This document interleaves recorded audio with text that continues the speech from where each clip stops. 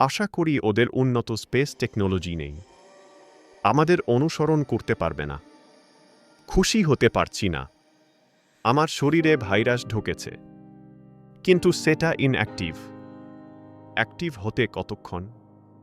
Hiroko বলেছিল সময় মতো আপনি নষ্ট হয়ে যাবে, কিন্তু সে যদি মিথ্যা বলে থাকে, যদি আমি মারা যাই, তোমরাও আক্রান্ত হতে পারো। গায়াতে পরজীবী আছে, কিন্তু শরীরের ক্ষতি করে না। তোমার শরীরের ভাইরাস গায়ার অংশ নয়, তবে আমি চেষ্টা করব ট্র্যাডিজ তোমার প্রতিরোধ ক্ষমতা বাড়িয়ে দেব। হিরোকো আমাদের আটকে রাখার জন্য সব আয়োজন করেছিল। ফেলুম আর তার সঙ্গীত না থাকলে আমরা আটকা পড়তাম। ফেলুমকে সাথে আনার জন্য আমি খুশি ছিলাম না, কিন্তু স্বীকার করছি সে নিজের অজান্তেই আমাদের জীবন বাঁচিয়েছে। বেশ, এখন আমাদের গন্তব্য ওই নক্ষত্রটি, পৃথিবীর সূর্য, বিশাল এবং উজ্জ্বল বলয়। কোনো গ্যাস জায়ান্টের এমন বলয় আমি দেখিনি। এটা নিঃসন্দেহে কিংবদন্তির সেই রিং জায়ান্ট। তার মানে পৃথিবী এই সিস্টেমেই আছে। 6 নম্বর গ্রহের বলয় আর 3 নম্বর গ্রহের বিশাল উপগ্রহ। জেনভ আমরা পেয়েছি। আমরা পৃথিবীকে খুঁজে পেয়েছি।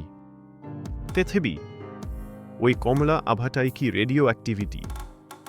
না, ওটা বায়ুমণ্ডলে প্রতিফলিত আলো। তবে কম্পিউটার বলছে গ্রহটা ভয়ঙ্কর রকম রেডিও অ্যাক্টিভ। এখানে জীবনের কোনো অস্তিত্ব নেই।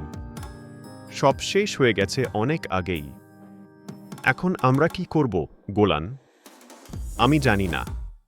আমি ফিরে যেতে চাই, কিন্তু এতদূর এসে শূন্য হাতে ফিরব। পৃথিবীতে কিছু নেই।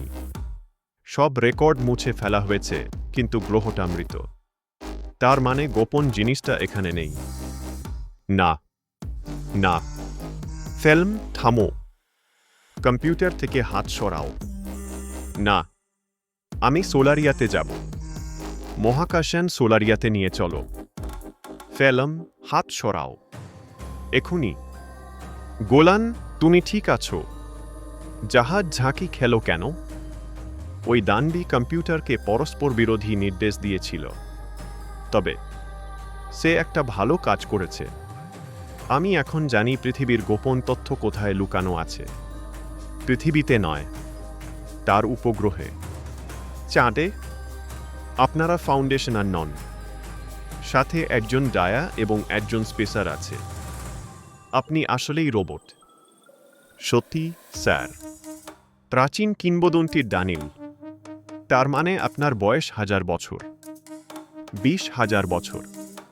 আপনি রোবট হলে সত্য বলার আদেশ করছি। আদেশের প্রয়োজন নেই। আমার বয়স 20,000 বছর এবং আমার কার্যক্ষমতা শেষ হয়ে আসছে। গ্যালাক্সিকে রক্ষা করার জন্য আমার একজন মানুষের মস্তিষ্ক প্রয়োজন। ফিল্মের মস্তিষ্ক। রোবট ফিল্মকে চায়, জেনভ। তোমার সিদ্ধান্ত কি, ট্র্যাভিস? আমার সিদ্ধান্ত গ্যালাক্সিয়া। এটা নিয়ে আমার মনে আর কোনো দ্বিধা নেই। কেন? গ্যালাক্সির বাইরে আরও অনেক গ্যালাক্সি আছে।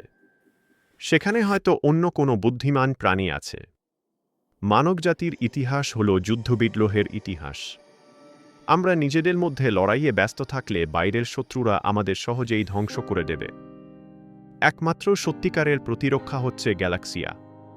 যখন পুরো গ্যালাক্সি একটি সত্তা হিসেবে কাজ করবে, তখন কেউ নিজের বিরুদ্ধে যুদ্ধ করবে না।